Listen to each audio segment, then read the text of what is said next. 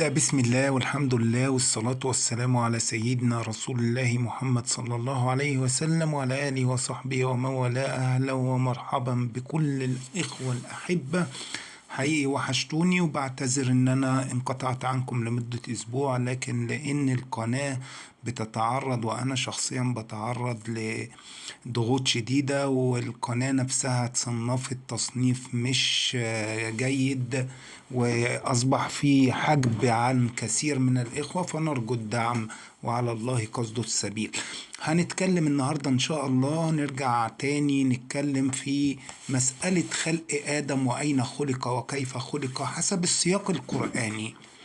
في القرآن الكريم لا يقول أن آدم هو أول البشر على الإطلاق، ولكن يقول أن آدم هو أول إنسان خلق ببدنه ونزل ليخوض فجر تاريخ هذه الحياة البشرية، فهو أول بشر خلق مجسدا في جسد وبدن في الحياة الدنيا. نعم، ولكن البشرية كبشر على الإطلاق ليست بخصوص البدن. الإنسان ليست حياته كلها في بدنه، إنما هذا البدن مطية يمتطيها في دار البلاء في الحياة الدنيا. أنشأ الله له البدن ليخوض فيه تجربته ويركبه في هذه الحياة الدنيا ويستخدمه لما يريد، فيستطيع التحرك والتصرف والإحساس والشعور والتفاعل بهذا البدن ليتعايش ويكون حياته في هذه الدنيا. ولكن هل القرآن يقول أن أول خلق الإنسان في هذه الحياة الدنيا؟ الحقيقة إذا نظرنا إلى قول الله تبارك وتعالى: ولقد خلقناكم بالجمع ثم صورناكم بالجمع برضو، ثم قلنا للملائكة اسجدوا لآدم فسجدوا. إذن الخلق والتصوير كان قبل قول ربنا جل وعلا للملائكة اسجدوا لآدم فسجدوا. هنا في مسألة، ثم إن لم يقل ربنا تبارك وتعالى خلق آدم، قال خلقناكم. والقرآن في كثير من مواضعه يتحدث في أن خلقة الجمع للبشرية جمعاء كانت في أولها وابتدائها مجموعة وليست مفردة. لقد أحصاهم وعدهم عدا وكلهم آتيه يوم القيامة فردا. يقول ربنا في موضع آخر: ولقد جئتمونا فرادا كما خلقناكم أول مرة. إذن الخلق كان قبل آدم، البشرية وجدت كلها، أنا وأنت حتى أولادي وأحفادك إن شاء الله كانوا موجودين في هذه الحياة على الإطلاق قبل خلق آدم. الدليل من قول الله تبارك وتعالى في سورة السجدة: ذلك عالم الغيب والشهادة العزيز الرحيم الذي أحسن كل شيء خلقه وبدأ خلق الإنسان من طين، كل إنسان من طين، ثم جعل نسله من سلالة من ماء مهين، ثم سواه ونفخ فيه من روحه. وكذلك إذا نظرنا لآيات الخلقة جميعها نجدها في كتاب الله تبارك وتعالى تأتي بصيغة الجمع وليست بصيغة الإفراد. خلقناكم من تراب، خلقكم من طين، خلقكم من سلالة من طين، خلقكم من ماء. إذن بداية الخلق كانت جامعة. فكيف كان ذلك؟ الله تبارك وتعالى خلق البشرية في ابتداء لما شاء تبارك وتعالى خلقنا في هيئة النفوس والنسم كما يسميها علماؤنا قبل الأبدان. وجمع البشرية كلها جميعا، بل أن الله تبارك وتعالى يقول في كتابه أنه كرم البشرية والإنسان بأنه أراه خلقه وأشهده على خلقه في كتابه دونا عن كل الخلق. يقول ربنا جل وعلا: وإذ أخذ ربك من بني آدم من ظهورهم ذريتهم وأشهدهم على أنفسهم ألست بربكم قالوا بلى شهدنا.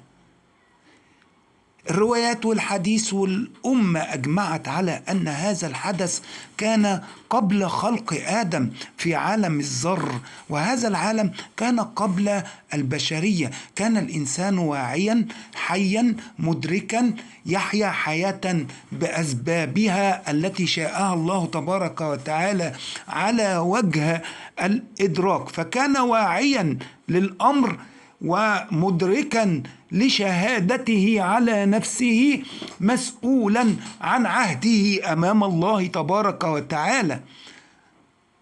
فشهد خلقه وشهد أن الله خالقه، أشهدهم على أنفسهم ألست بربكم قالوا بلى شهدنا. في هذا الحدث تروى روايات عديدة أن الله تبارك وتعالى بعد أن خلق البشر عرضهم على آدم عليه السلام، فرأى فيهم أهل النار ورأى أهل الجنة، فقال ربنا: هؤلاء في النار ولا أبالي وهؤلاء في الجنة ولا أبالي. كذلك رأى أهل الإنعام وأهل الإخلاص المخلصين لله تبارك وتعالى، أولئك الذين أنعم الله عليهم من النبيين ومن ذرية آدم وممن حملنا مع نوح وممن هدينا واجتبينا.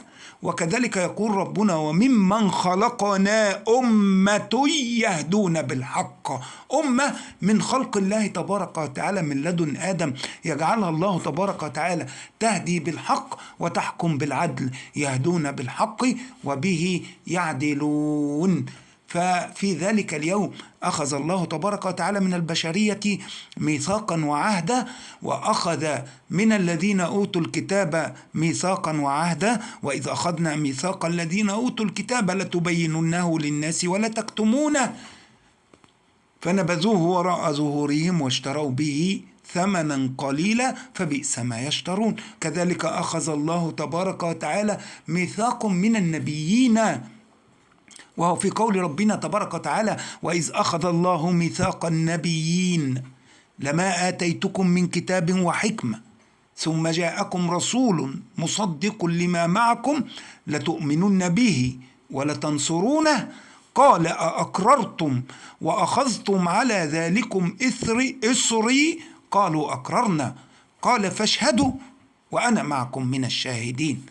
وكان في هذا المجمع كل الأنبياء، كل من هو نبي إلى يوم الدين، من أول آدم إلى خاتمهم محمد صلى الله عليه وسلم. وقد أشار ربنا تبارك وتعالى عن ذلك صراحة وقال: وإذ أخذنا من النبيين ميثاقهم ومنك الكاف كاف المخاطب، ومنك يا محمد ومن موسى وعيسى ومنك ومن إبراهيم وموسى وعيسى بن مريم وأخذنا منهم، ومنك ومن نوح وإبراهيم وموسى وعيسى بن مريم وأخذنا منكم ميثاقا غليظا. إذن دول الخمسة أولي العزم من الرسل: محمد صلى الله عليه وسلم ونوح وإبراهيم وموسى وعيسى بن مريم، أخذ منهم الميثاق لرسول آخر الزمان في هذه الأمة. ثم جاءكم من بعدكم كلكم يأتي رسول يجب أن يوصوا الأنبياء به بأمتهم أن يؤمنوا به وأن ينصرونه. قال أقررتم وأخذتم على ذلكم إصري. إذن الله تبارك وتعالى خلق البشرية كلها، الذكر والأنثى، وأنه خلق الزوجين الذكر والأنثى، خلق الأزواج كلها وخلقناكم أزواجا، فالإنسان كله كان في هذا الموقف خذكوره وإناثه، فليس من المعقول أن يكون ذلك بني آدم ليس فيهم الإناث. إذن خلقت الزوجات وخلقت البنات وخلقت الذكور وخلقت الإناث كلها في هذا اليوم، وهو يوم العهد والميثاق، وهي الفطرة التي فطر الله تبارك وتعالى الناس عليها، وقال فأقم وجهك للدين حنيفا فطرة الله التي فطر الناس عليها لا تبديل لخلق الله. خلق.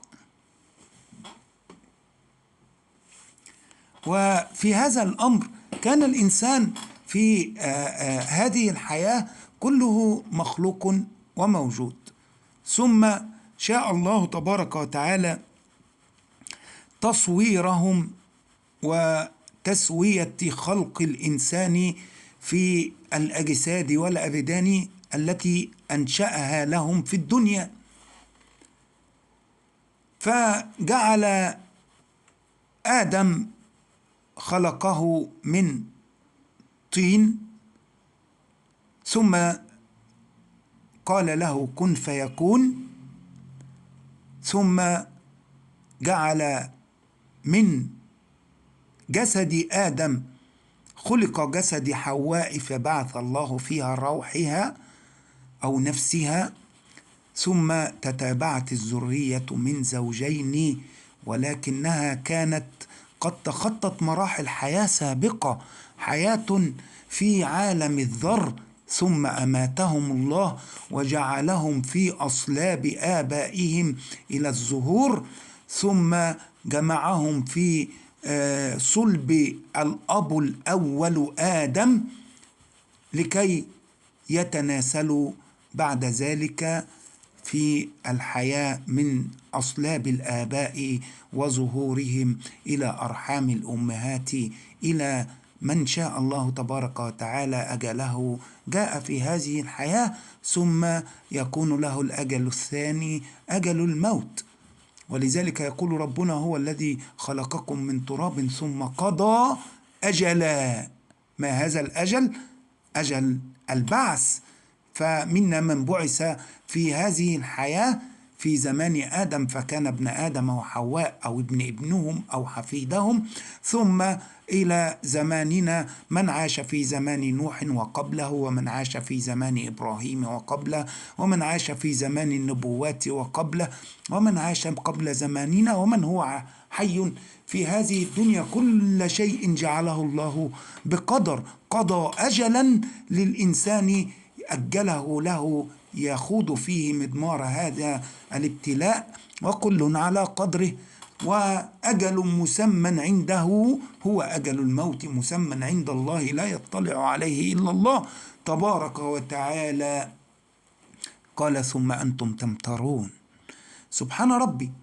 هذه هي الحياة التي كانت قبل خلق آدم، ثم جاءت الذرية متتابعة من أول من شاء الله أن يكون زوجا بشري في الحياة الدنيا. فكل من خلق الله قبل هذا اليوم جعله في هذه الحياة وقضى له أجلين، أجل البعث في الدنيا حية، وأجل الموت والبعث والجزاء. ولذلك يقول ربنا تبارك وتعالى لقد أحصاهم وعدهم عدا وكلهم آتيه يوم القيامة فردا. ويقول ولقد جئتمونا فرادا كما خلقناكم أول مرة بل زعمتم أم لن نجعل لكم موعدا. من هذه الخلقة الأولى قلنا أن الله تبارك وتعالى كان له فيها عباد هم الأصفياء والأنبياء باختيار الله تبارك وتعالى واصطفاء الله تبارك وتعالى الذي يخلق ما يشاء ويختار، فاصطفاهم الله تبارك وتعالى على كل العالمين أن يكونوا هؤلاء خير البشر النبيين الذين يحملون رسالات الله تبارك وتعالى لعباده. واصطفى منهم كل نبي بفضل، فقال تبارك وتعالى: تلك الرسل فضلنا بعضهم على بعض، منهم من كلم الله ورفعه، منهم من كلم الله، وآتينا عيسى ابن مريم البينات وأيدناه بروح القدس. كذلك هنا يظهر أن الفضائل ليست تفضيل أحدهم فوق الآخر، وليست منزلة، ولكن فضائل في تنوع الآيات مع كل نبي. فمنهم من كلم الله، منهم من كان يحيي الموتى، منهم من أعطاه الله تبارك وتعالى معجزة الناقة، منهم من أنزل عليه معجزة المعجزات كتاب الله القرآن الكريم، ومنهم آدم عليه السلام الذي اصطفاه الله تبارك وتعالى من كل خلقه واختاره ليكون رأس هذه الأمة وأولها وأول إنسان يخلق في هذه الحياة. فلذلك يقول ربنا: إن الله اصطفى آدم. فهنا هنعرف اصطفاه من مين، مش اصطفاه من كذا خلقة، من خلقة البشر. فاصطفاء آدم تصفيته واختياره ليكون أول من يأتي على رأس الأمة الإنسانية في الحياة الدنيا من تراب ومن ماء. فخلقه الله تبارك وتعالى من سلالة من طين، جمعها الله تبارك وتعالى بما شاء، ثم خلطها بالماء، وجعلنا من الماء كل شيء حي، فصار التراب طين. فخلقناكم من تراب، خلقناكم من طين، فالطين هو تراب مخلوط بالماء. حتى يقول ربنا تبارك وتعالى: إنا خلقناكم من طين لازب. فاللزوب هو اللزوجة التي توجد في السوائل المخاطية أو السوائل الطينية. كذلك يقول ربنا: سلالة من طين ثم حمأ مسنون. فالحمأ هو الطين الذي يحمأ عليه النار فيكون حامي حامي حامئ حتى يسن، يطرق كذلك حتى يسن. والأسن هنا من ليس سن الإبرة، ولكن السن من الأسون، والأسون هو الاستقرار أو التخمر كما يقول المصريين. فإذا قلنا خلقه من تراب، خلقه من ماء، صار التراب طين لازب، سلالة من طين، ثم حمأ مسنون، فصارت الطين صلصال. لذلك يقول ربنا: من صلصال، ومن صلصال كالفخار. الصلصال يكون هو العجينة الطرية التي يصنع منها الفخار، فإذا تشكل وجمد وجف صار فخارا. فخلق الله تبارك وتعالى هكذا آدم، صوره كالفخار في صورة في هيئته، كما قال عيسى ابن مريم تبارك وتعالى ويقول له: واستخلق من الطين كهيئة الطير بإذني فتنفخ فيه فيكون طيرا بإذني. فهكذا فصور الله تبارك وتعالى آدم في الصورة التي شاء ربنا تبارك وتعالى، صوره ثم ركبه وصوره في أحسن تصوير وفي أحسن تقويم، في أي صورة ما شاء ركبه. قال: ثم سواه. والتسوية هنا هي أن يجعله سويا مستويا، بدنا بشريا يحتمل ويستقبل النفس البشرية. لذلك قال تبارك وتعالى: ثم سواه ونفخ فيه من روحه. فسواه الله تبارك وتعالى بيده وقدرته ونفخ فيه من روحه، فقام إنسانا سويا. ثم علمه الله تبارك وتعالى الأسماء كلها لما عرضه على الذرية وسماهم له وعرفهم له، فعلمه أسماء ذريته كلها، ثم علمه من أسماء كل شيء ما شاء الله تبارك وتعالى. إلى هنا نقول أن الله تبارك وتعالى أعلم الملائكة ثم أسجد له الملائكة بعد ذلك. فالله تبارك وتعالى في كتابه وفي السور التي جمعنا لكم كل أرتال أو معظم أرتال الخلقة في هذا الفيديو في هذه السور.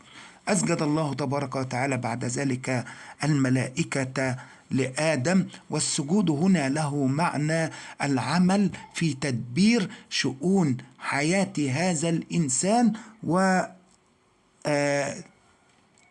وتسبيب الأسباب لإنفاذ إرادة هذا البشر. فلذلك نجد الملائكة هم منهم الحفظة، منهم الرسل، منهم ملائكة تدبير الكون، وملائكة الإلهام، وملائكة الملائكة كلها تعمل في تسيير حياة البشر والإنسان. جعلهم الله في تدابير حياة البشر يعملون ساجدون طاعة لله.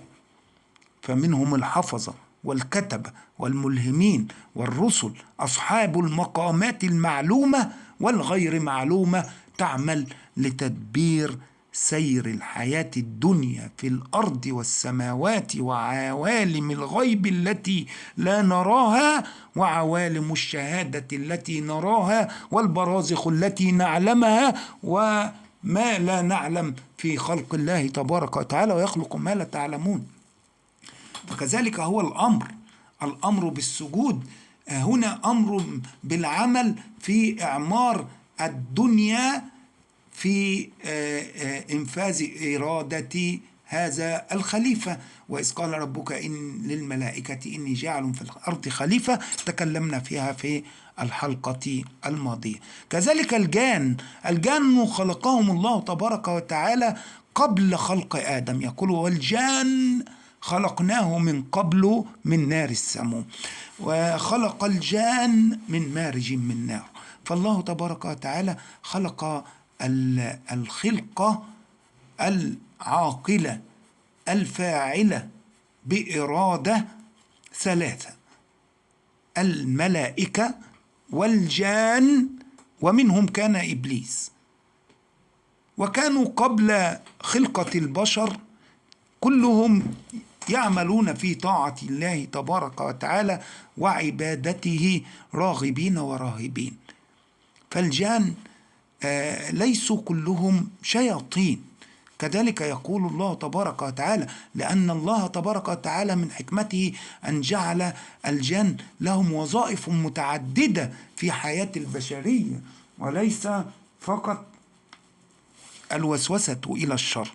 كذلك يذكر الله تبارك وتعالى في كتابه عنهم، يقول وأنا منا المسلمون ومنا القاسطون وأنا منا الصالحون ومنا دون ذلك كنا طرائق قددا. وإن الجن لهم في القرآن ذرية ويموتون كالبشرية، يقول تبارك وتعالى والجن والإنس يموتون أما الملائكة فلا تموت. وأمم أمثالكم، الجن تحيا وتموت ولها ذرية، وهي أمم أمثالكم كنا طرائق قددا فمن أسلم فأولئك تحروا رشدا وأما القاسطون فكانوا لجهنم حطبا.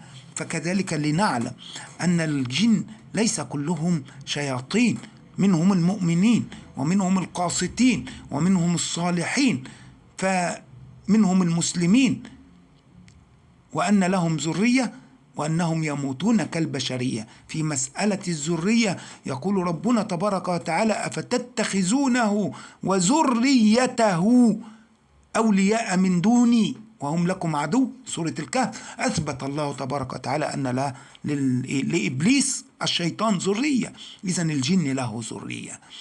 كذلك الجن على لسانهم لا يحبون هذا الإبليس ويسمونه سفيه، وهم يقولون ذلك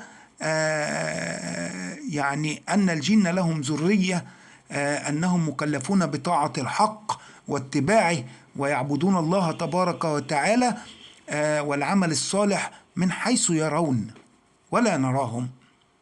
يقولون في كتاب الله: وأنه كان يقول سفيهنا، يقصدون إبليس، على الله شططا، بيقول أي كلام. يقول: وإنهم ظنوا، أي الجن ظن أو الإنس، ظنوا كما ظننتم يا معشر الجن أن لن يبعث الله أحدا ولكن الله بعث محمد صلى الله عليه وسلم. ويقولون: وأنه لما قام عبد الله يدعوه كادوا يكونون عليه لبدا. ويقولون: وأنا ظننا أن لن نعجز الله في الأرض ولن نعجزه هربا. فالشاهد أن الجن أمة عاقلة مكلفة حرة الإرادة مأمورة بطاعة الحق واتباع دين الله تبارك وتعالى وبالعمل الصالح في الحياة الدنيا، وهم يرفعون بالإيمان كما يرفع الإنسان. قال تبارك: يرفع الله الذين آمنوا منكم والذين أوتوا العلم درجات. فمنهم من هم في الدرجات العلى، ومنهم من هم في أعلى عليين كما البشر الصالحين، ومنهم الرسل، فيهم رسل بشهادة القرآن: رسل منكم، وهم يرفعون بالإيمان وبالعبادة الصالحة لله تبارك وتعالى إلى مقامات القربة من عرش الرحمن والمحبة والرضوان، إلى مقامات مودة الله تبارك وتعالى، وهي مقامات العلا والملأ الأعلى في السماوات والأرض. إلا إبليس، لأنه أول من عصى الله في هذا الكون وفي خلقه، أبى واستكبر وكان من الكافرين. يقول ربنا: أفتتخذونه وذريته أولياء من دوني وهم لكم عدو بئس للظالمين بدلا. وهنا يقول ربنا: ما أشهدتهم خلق السماوات والأرض ولا خلق أنفسهم. هنا إقرار إن الجن ما شافوش خلقة أنفسهم كما كرم الله الإنسان، ولا كذلك شهدوا خلق الملائكة الذين قالوا عنهم إناسا، فقال الله تبارك وتعالى: أشاهدوا خلقهم ستكتب شهادتهم ويسألون. فإذا لم يشهدوا خلق البشرية، خلق الجن أنفسهم، ولم يشهدوا خلق الملائكة، ولم يشهد على خلقته إلا الإنسان في كتاب الله تبارك وتعالى. فالقرآن يقر أن للجن ذرية ولهم أزواج من نفس الجنس، ومن جنس نفس العمل الشيطاني يكون زوجه. والزوج هنا ليس مقصود به الزواج الجنسي، ولكن الزواج العملي الذي يكون عمل مناظر لنفس العمل ومطابق له. وكذلك الزواج الجنسي، ففيهم الرجال والإناث وفيهم الذرية، فرجالهم تقترن برجال الإنس وإناثهم تقترن بنساء الإنس، ويطوفون كقرناء على الإنس، سواء منهم الصالحون يرشدون ويسلمون لله تبارك وتعالى ولا يأمرون إلا بخير ولا ينهون إلا عن شر، ومنهم دون ذلك. أما إبليس نفسه فهو كان المكلف بأنه سيكون قرين آدم، وزوجه ستكون قرينة حواء في هذا الوقت. فلذلك وهو من المنظرين بنص قول الله تبارك وتعالى لا يموت.